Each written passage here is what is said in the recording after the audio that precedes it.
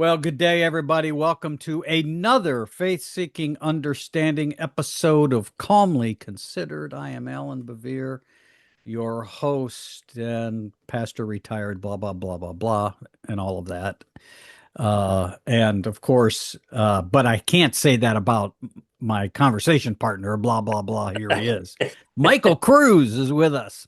As Hey, always, hey, how you doing today, Michael? I am doing great. How are you, Good. Alan? I'm doing all right. Good. I can't complain. I mean, it's just beginning August. Yes. So my favorite season of the year is winding down. Yeah. And I don't like to see summer end, but that's me. I know I've Yeah. got some friends who are, the autumn lunatics who start celebrating pumpkin spice uh, even before a leaf has started to turn color. And Have you bought your Halloween costume I yet? have not bought my Halloween Okay. costume, Yeah. and nope, I'm still enjoying baseball and my garden, and but the season's winding down. Of course, autumn comes and we get football and basketball and Right. are coming, so we're okay. No big deal. Right. Yeah, it's okay. So anyway, um, yeah. So today we have an interesting discussion. As I said to you before we went on, it's sometimes astounding we have to have these conversations, but we do because it's the nature of the beast. So, socialists, communists, and leftists, oh my, they're everywhere. I Aren't they? understand. Yes. And they're ready to they're basically get at the gates, ready to storm in. Good thing we got Mike Johnson keeping us safe Yes, and that's holding right. them off. So we're going to talk about this morning today. What is communism, socialism, capitalism? We got to get through this because obviously you simply cannot depend on politicians to give an adequate, accurate perspective on these subjects, these matters, and um, I want to say that there are some of these politicians who actually believe this nonsense, others who don't, and they're just lying. Right. But they want to stay in power. So to set the context, real quick, that's the Republican talking point right now is the Democratic Party is filled with leftists and communists and socialists, and Hmm. the communism is the big word. Communism and leftists, they're Yeah. not using socialist much, and the reason is, I think personally, is because polls have shown that young people are favoring the notion of socialism. They don't know what that word means, but Right. they Right. know that what's happening isn't working. Right. So the other option, it seems, is socialism. So they're not beating the socialism drum because they don't want to motivate their Right. young voters to go out and vote against them. Right. So the next best word, I guess, is communist. So Yeah. communists and leftists. So let's begin by talking about that. So Michael, what are the key things that we need to kind of set the stage here for our conversation? Yeah. I think the first thing is that the terms that are used are often charged with emotion. They're less conceptual in terms of how people think about them. They use them for the emotive value they have, less than for what they describe. Yeah. So, in economic terms, in some ways, it's relatively simple. If you think about an economy, the degree of private ownership of means of production of goods, that type of thing, placing that on a continuum from private ownership versus government ownership, and then also market mechanisms running the economy versus the government attempting to control and manage the economy. You think of those two terms. And so at one end, you have capitalism, which has the default presupposition that private ownership is a good thing. No capitalist society has ever been purely private ownership. There have always been exceptions. And so the debate is around which things should fall into that category. But the presumption and the impetus for action is always around the idea of private ownership. So that's the first thing. Then you move to something that's called social democracy, which is capitalism basically, but with a much stronger emphasis on doing some management of the economy, particularly towards managing the welfare of people, tends to have a more robust welfare system. So you have countries in the Nordic region, Denmark, Sweden, Norway, that tend to fall into that model. Very capitalist friendly in terms of markets, but also having high taxes with a robust welfare system. Then you have socialism, which tends to be more about a business government partnership where there's sort of this joint management of the economy. And the government is heavily involved in most aspects of how the economy works, and in many cases, outright owning some industries and managing those industries. And then communism is the most extreme form, of course, is which there's no private ownership. The government runs and controls everything. But even in those countries where they tried to have communism or may call themselves communists, there's always been some recognition of, at least at the minimal level, personal everyday life of people owning and exchanging goods at that level. So again, that it's never, none of these is ever exists in some pure form. But that gives you the continuum to move down. I'll make one distinction here too that I think often gets confused in the language. I said social democracy, which, in my estimation, my understanding, for many people, these terms are interchangeable. They aren't for me. So, social democracy, I described it as capitalism with a heavy welfare, robust welfare system, with some involvement in managing the welfare of people, regulating the economy for that. There's also something called democratic socialism. And democratic socialism, to me, is more of a tactic than it is a economic stance. You're essentially trying to move to socialism using democratic measures is the idea. So democratic socialism is different from social democracy because social democracy isn't attempting to move you to socialism. And in fact, in places like Denmark and Sweden, they will tell you that the reason for their robust welfare system is because that makes more contented, more healthy people in their society, which contributes to a more robust capitalist economy. That's part of the reason for having the robust welfare system. Right. So, and if you're truly democratic socialist, if you really go by what that means, you're trying to move towards socialism, which is a mix of government and private control. So, people often use social democracy and democratic socialism interchangeably. I see them as two different things, and this is one of the challenges in having all these conversations: is people mean different things by Right. the words. And what I think most people in the United States, younger people, and some of my friends that I see on Facebook that are older and feel like should know better, use socialism. What they're really saying is they want something more like a social democracy and less capitalism. They're not truly talking about being socialist when you begin to dig down into the weeds and ask them about specific policies and things that they think need to happen. But so therefore communism then becomes the big boogeyman, anything that hints towards less private control or some regulation of the economy is automatically this slippery slope towards we're going to become this communist country where all of our rights are going to be taken away and all of our property and such and such. Yeah. Yeah, that's my Yeah. When summary. when I hear young people talking about socialism, what they really mean, I think, is that they want to be able to afford health insurance, Yeah, that an that they affordable want house. to be able to Yeah, save up to buy a house. yeah, yeah, So yeah, these terrible, terrible desires that they have. yeah. And so by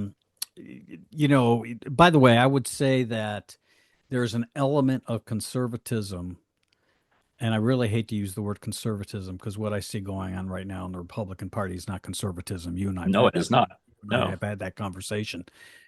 But fact, it's this, very much socialism. yeah, well, I was going to ask you what you Yeah, described. Let me ask you yeah. that first. And what you just described, is Trump a socialist? Yeah, so that's a tricky one again because there's many varieties of socialism, Yeah, but yeah, the government under him has now taken government positions in 30 different corporations and from steel production to microchips to all that type of thing, which we haven't had for years and years. We used to have some of that in the past and we moved away from it. Now he's trying to reinstitute government involvement in that. Tariffs, That's managing the economy. He literally used the analogy when talking about tariffs that the United States is a giant store and he's the shopkeeper and he gets to set what the prices are. Yeah. Yeah. But, Yeah. And that's if not socialism. and if Joe Biden would have said that, Yes, it would be the lead story on Fox News for 2 weeks, right? exactly. Right. Yeah. And I could go on with other examples of him, his favoritism in terms of aid. The most recent one, what was the investment in research? He basically cut off all research funds to every state that didn't vote for him, Right. but continued research for those that did. Now that's been overturned by a court, but Yeah. still, there's somebody trying to manage the economy Yeah. based on a political whim rather than trying to manage the economy based on a set of rules and laws and compliance with those laws that have been established by duly elected legislatures and officials. So, yeah. Yeah. Wow. Okay. All right. Well, again, I want to get back to this thing that this has been going on for a century now. That Harry Truman has a famous quote about Republicans using socialism as a scare word, Yeah. and so it's been there a long time. And I again, before I get emails on whataboutism and Yeah. liberals and the left, yes, you find this on the left. You find this Mhm. with liberals too, making these kinds of blanket accusations. But in case you hadn't noticed, they're not in charge at Yes. the Yeah. moment. So I'd save your whataboutism. We're Yeah. talking about the subject at hand, right? And that Yeah. is the bogeyman of communism, socialism, and leftists. Let me also say real quick, we need to remember. I think we need to put a couple things in context because we mentioned Trumpism is not conservative. Any society, any organization, any church denomination, if it's working correctly, has a healthy liberalism and a healthy conservatism. Yeah. It's endemic. Yeah. You cannot make conservatives the enemy. You Right. cannot make liberals the enemy. When you do that, you will distort the way organizations, churches work. Right. And so the problem is never liberalism as liberalism or conservatism as conservatism. And obviously those terms are relative dependent on the context in They're which they are squishy. used. Yeah. Uh-huh. But that is just not the case.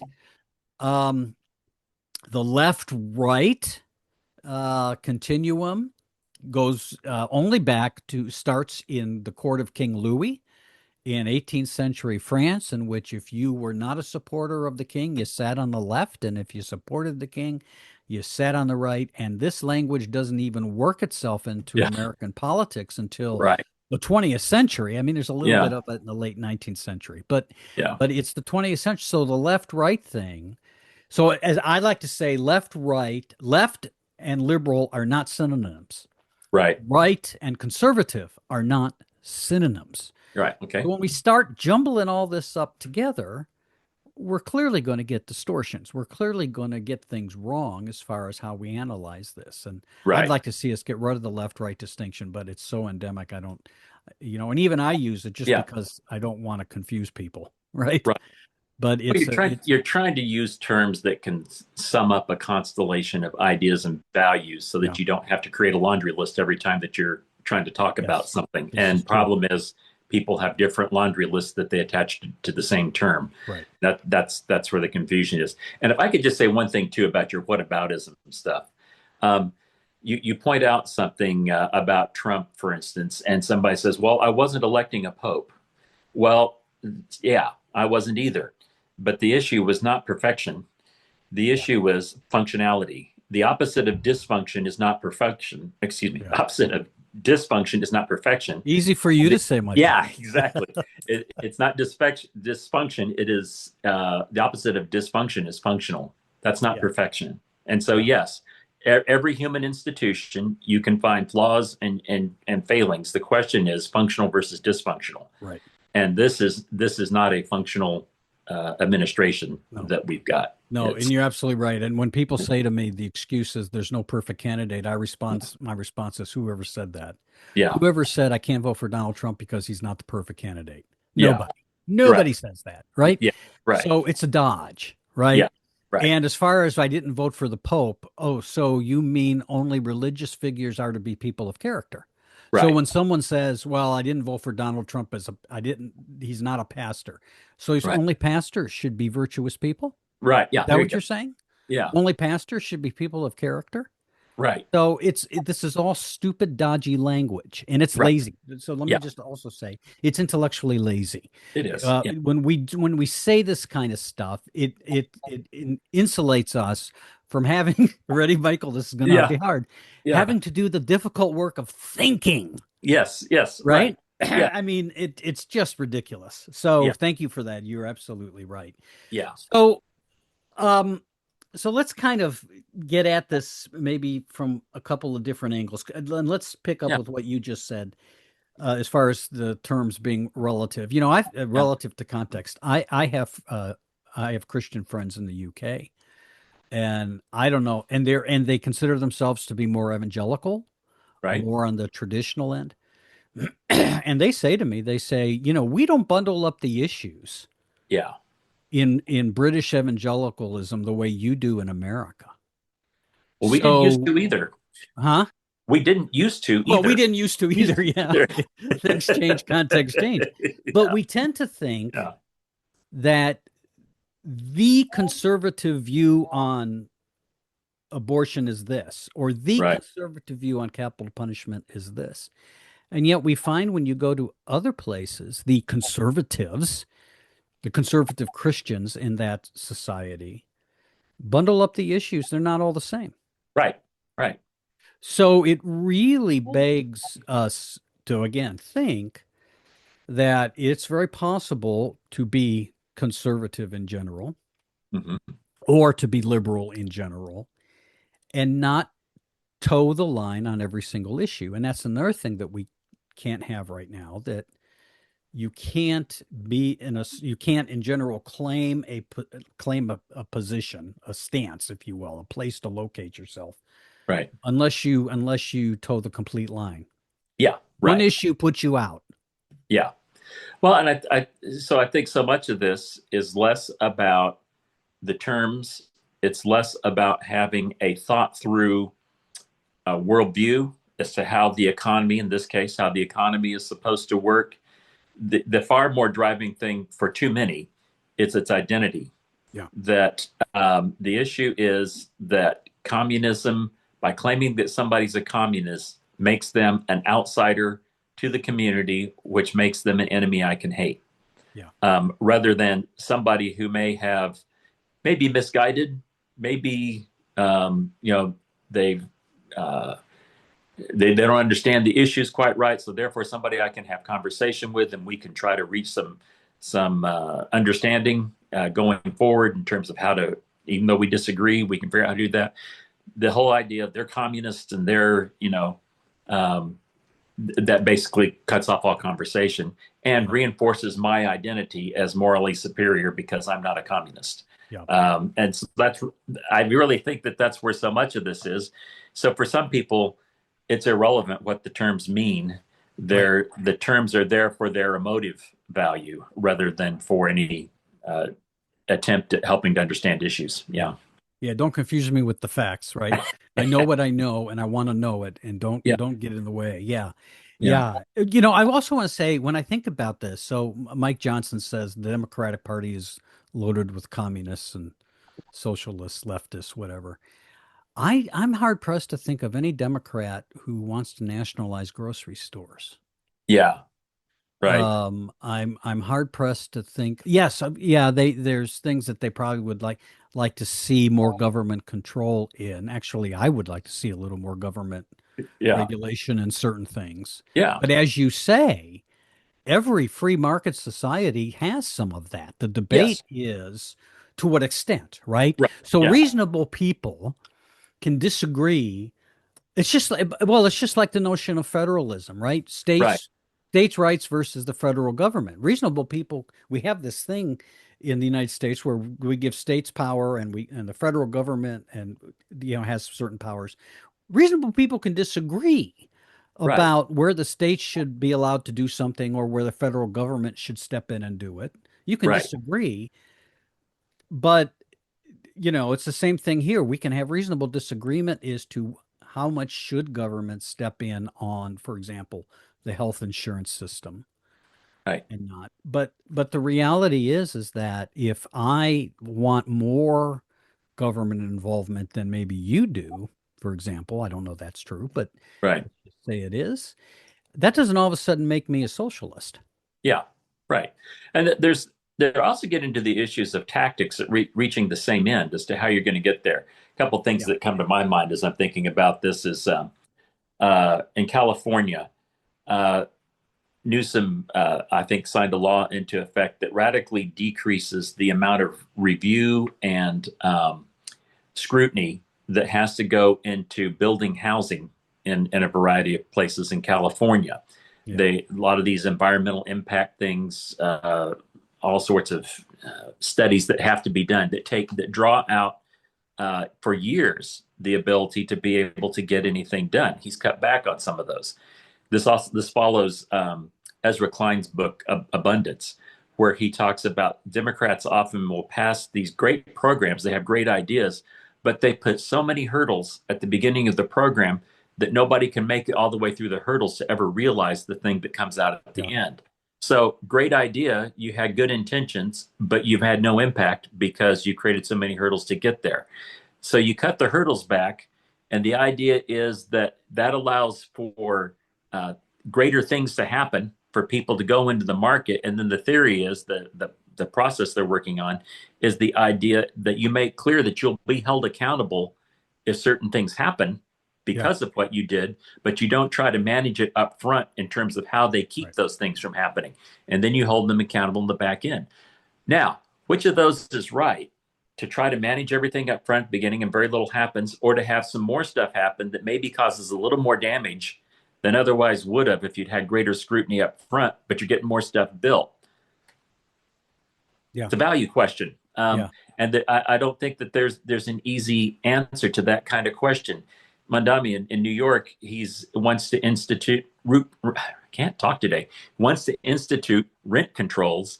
I think for like 2 years. Every economist that I have read for my entire life, that is the poster child for bad economic policy. Rent Yeah. controls. Rent controls Yeah. create less housing. I think he's made a really bad decision. Yeah. On the other hand, he's doing some things where he's radically cutting licensing and regulation for all sorts of business practices in New Yeah. York, which makes it easier for small businesses to be able to succeed and do business. So is he a socialist? Is he good, bad? He's doing Yeah. deregulation, but he also put some other regulation here. So this whole thing about he's a socialist, he's a communist, he's a unbridled capitalist.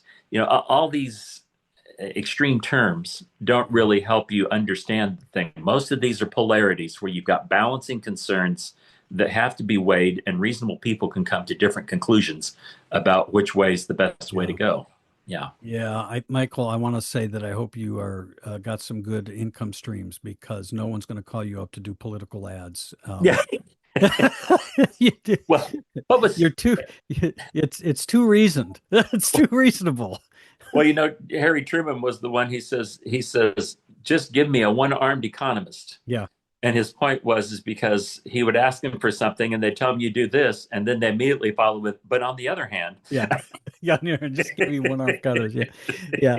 Um, yeah, well, and what you are describing is something you and I have had conversation about, is that what we've got a lot of times are not problems to be solved, but tensions to be managed. There you go. So Newsom is trying to address something that's been a problem, Yeah, right? There's nothing right, wrong with wanting to preserve the environment.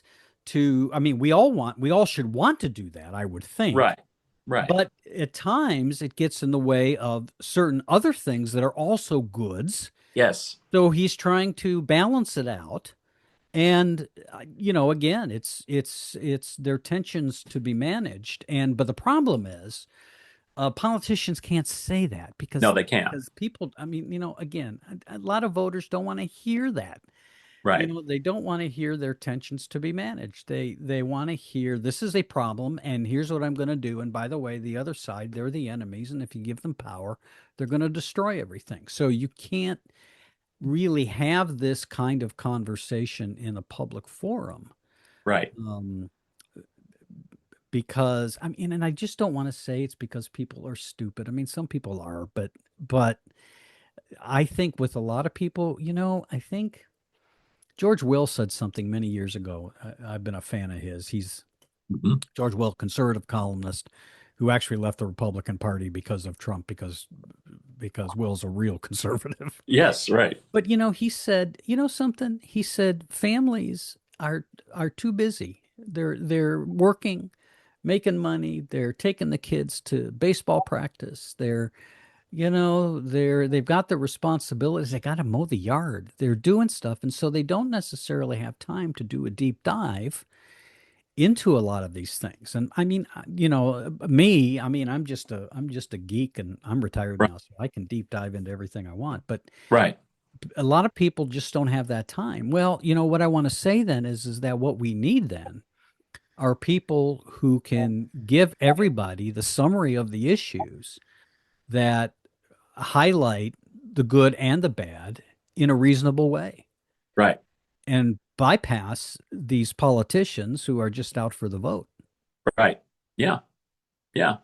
Exactly. Yeah. It's a tough question to figure out how to respond to. Again, so much of this has come down to people making decisions based on an identity they have Yeah. rather than evaluating the issues. And that, of course, that's what both parties, to some degree, have really focused on, is to get you to um, create an identity structure that you can buy into, and then you just simply follow the herd with the identity structure that has that identity structure, and that's what keeps you safe. Yeah. That's what keeps you in community. And to some degree, it strikes me that this is one of the failures of the church in our society, is that I think, at least in evangelical circles, and I'll say beyond that, in other ways for other reasons, but certainly in evangelical circles, the idea of forming Christians whose identity is rooted in who Jesus is, Right. and to develop the mind of Christ and how Jesus would evaluate circumstances around us and respond, the church has failed miserably Yeah. at that. Now, how you want to cast that blame, and how, churches are institutions. I'm not saying it's pastors. I'm not saying it's church leaders. I'm not saying it's just the people in the pews.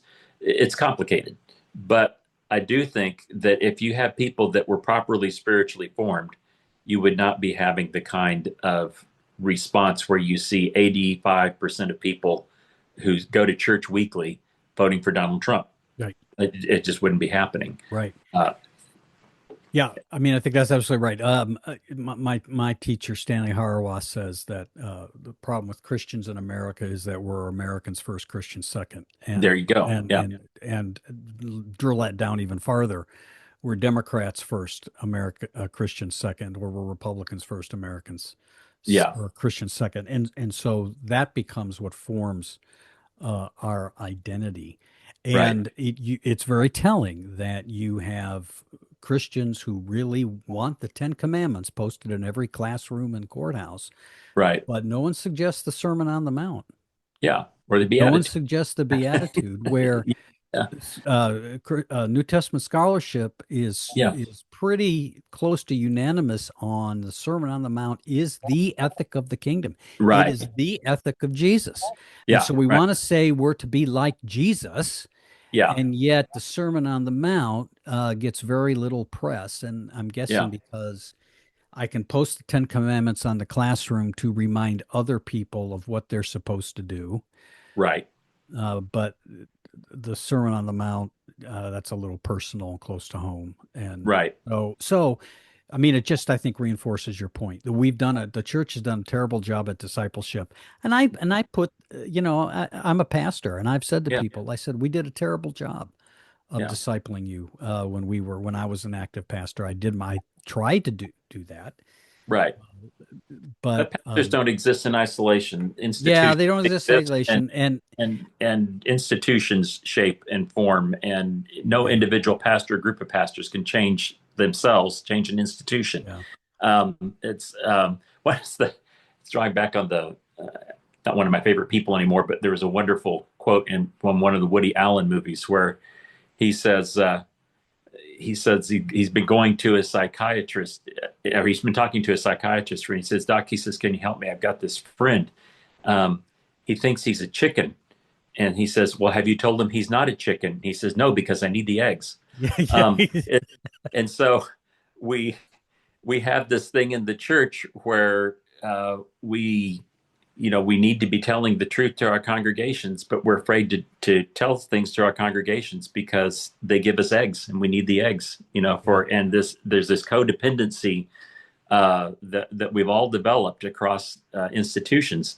So it's yeah, so I don't I when I say what I said, I mean it as I think it's a prophetic indictment on the church, but I don't mean that specifically targeted at any particular No. person or part of the institution. It just collectively we failed. Well, Yeah, the whole scriptural narrative, one of the big themes is God's people just not paying attention and listening. yeah, I mean the prophets, if you read the prophets through, I mean it almost is like second verse same as the first. I mean they're giving their message in different times, northern kingdom, southern kingdom, whatever, right, but the message is the same. And you know, I had a counseling professor in seminary who used to say human beings in general don't want to do what's good for them. They think they do, but they don't, and that's why we're a mess. And, yeah, and we so this is not brand new. This is not something that is unique. We like to think that nobody knows the trouble we've seen, but the fact of the matter is that it's the same stuff. We're dealing with history rhymes, right?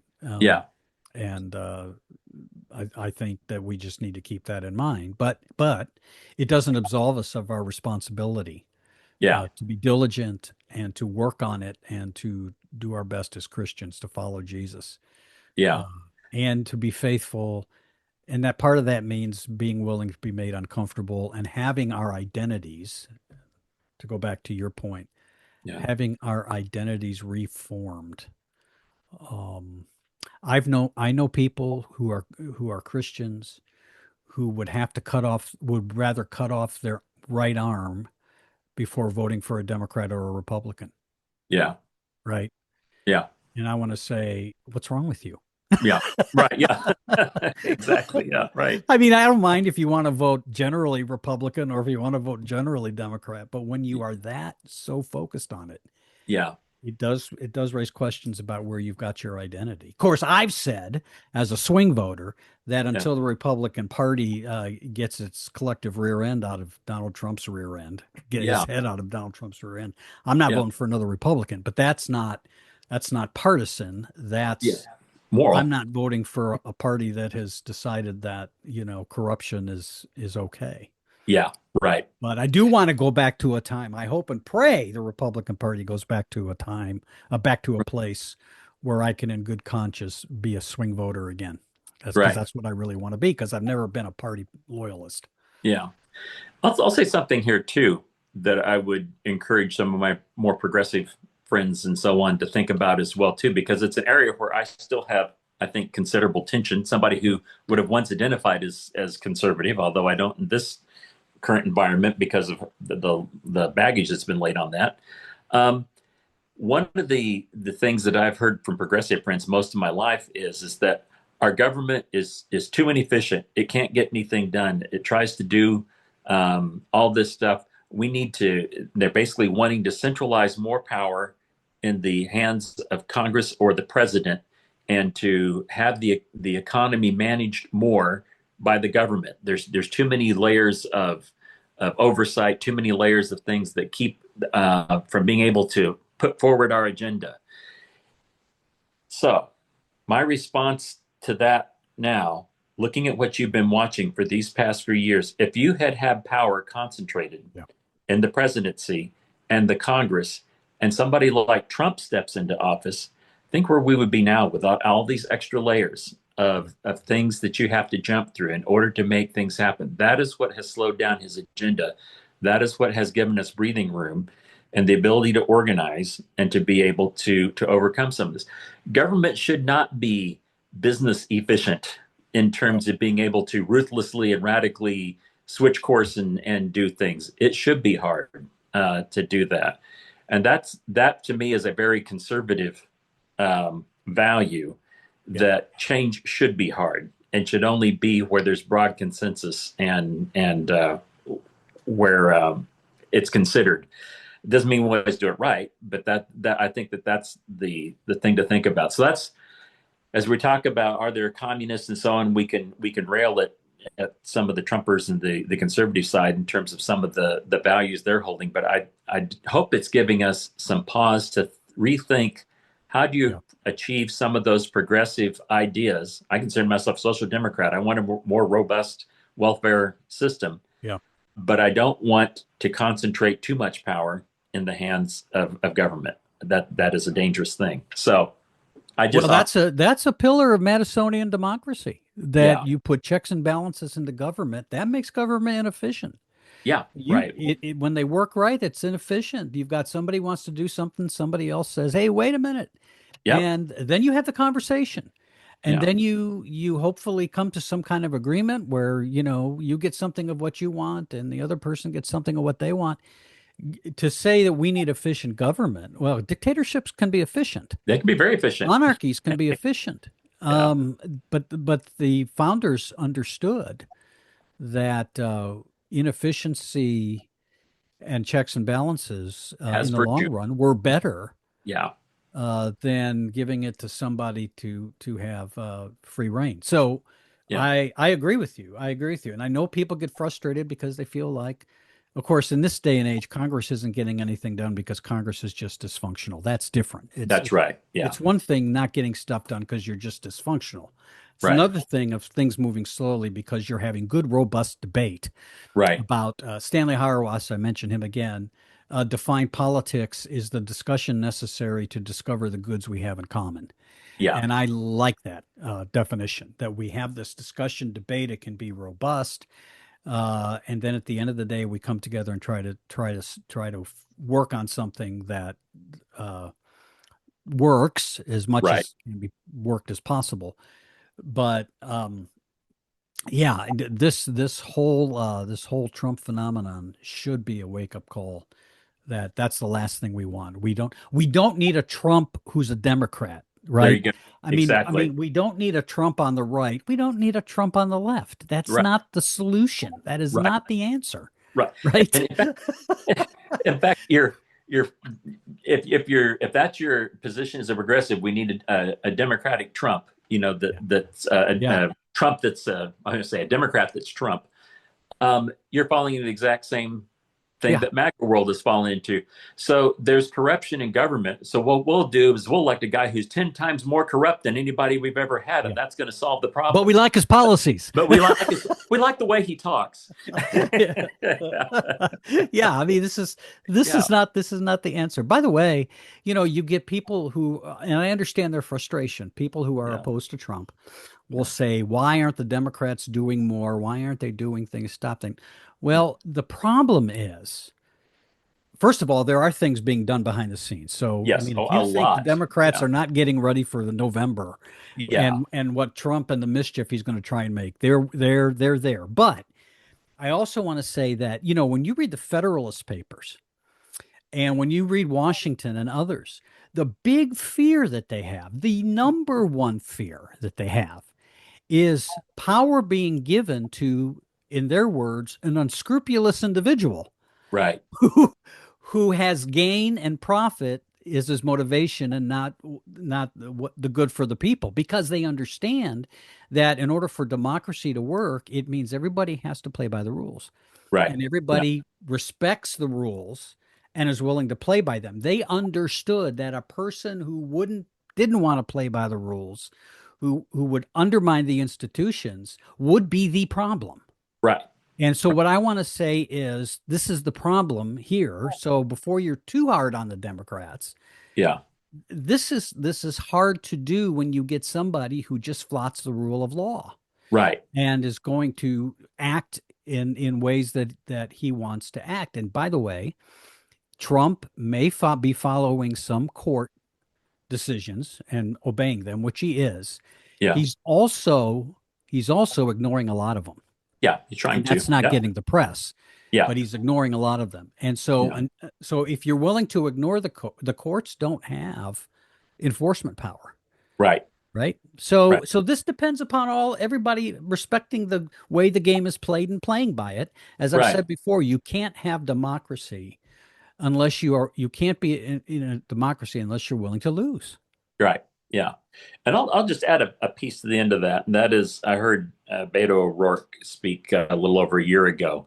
And at that time, the crowd he was talking to, he was again, taking questions, and they were expressing some concerns about the fact, why don't we have a Democrat leader, who's somebody who's in charge of this thing, who's calling the shots and, getting things done. That's me putting words in their mouth, but that's Yeah. basically what they were asking for. And his basic point was, you don't want that right now. I know you think that's what you want, but that's not what you want right now. He Yeah. says what we need is a good, healthy competition within the pro democracy, the Democrats, that group of people. You need a good, healthy debate, and it needs to percolate up from the community, the activists, the people being involved in politics, organizing, and from that, people will emerge, and those people will be far stronger and far more resilient than anybody who can just jump out in front of the parade right now Yep. and start trying to make themselves visible in front of the camera all the time. And so he says, I know you don't feel this, but in the long run, what we're having right now is more healthy than having any single individual being the face of what's to come. Right. That's going to change in a year or two, and it should. But whoever, because you're going to have a presidential campaign happening, and it should be that way. But hopefully and likely, whoever emerges as that person will have emerged out of this milieu of activism and pro democracy work that's happening in countless places all throughout the country quietly right now. Um, Yeah. so ultimately, and I was also thinking back to, I was in a business one time, actually a nonprofit, where there was an embezzlement. The chief financial officer of the nonprofit had embezzled some money.